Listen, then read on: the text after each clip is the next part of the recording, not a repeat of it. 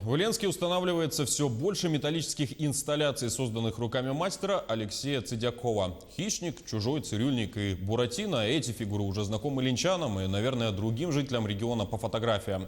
Вскоре в городе появятся и другие экспонаты, выполненные скульптором в его любимом стиле. Подробнее узнаем в материале Сергея Евсюкова.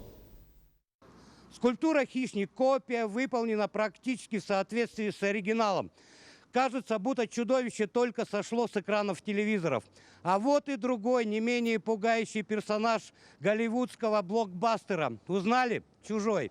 Инсталляции не только привлекают внимание людей, но призывают приобрести необходимые принадлежности и использовать их по назначению, а не так, как поступил со своим букварем известный сказочный герой Буратино.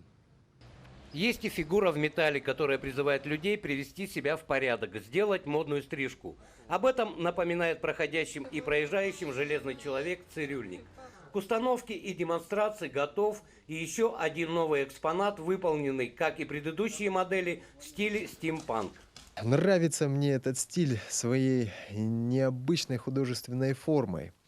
Глядя на эту композицию, на все эти шестеренки, запчасти, какие-то элементы ходовой части, создается впечатление какого-то движения, какого-то самого движения механизма. На создание металлических скульптур автор затрачивает в среднем около месяца. Сварка, резка металла, художественное воображение и фантазия. И результат налицо. Образы рождаются в зависимости от направления заказа, хотя все началось с самой первой инсталляции создания «Чужого». Первая скульптура была сделана по моему очень большому желанию. Мне хотелось сделать, хотелось себя попробовать в этом направлении. Хотелось чего-то как-то отвлечься от своей основной деятельности. И увлечение настолько овладело мастером и понравилось другим людям, что он с радостью стал выполнять заказы. Сейчас Алексей работает как раз над одним из таких. На шутливый вопрос о том, не готов ли скульптор установить свои фигуры по всему городу, автор ответил, что все сделает для родного Ленска, лишь бы его творения нравились жителям. Конечно же, мне очень приятно от того, что я в силу своих каких-то навыков, способностей украшаю своим творчеством наш замечательный город.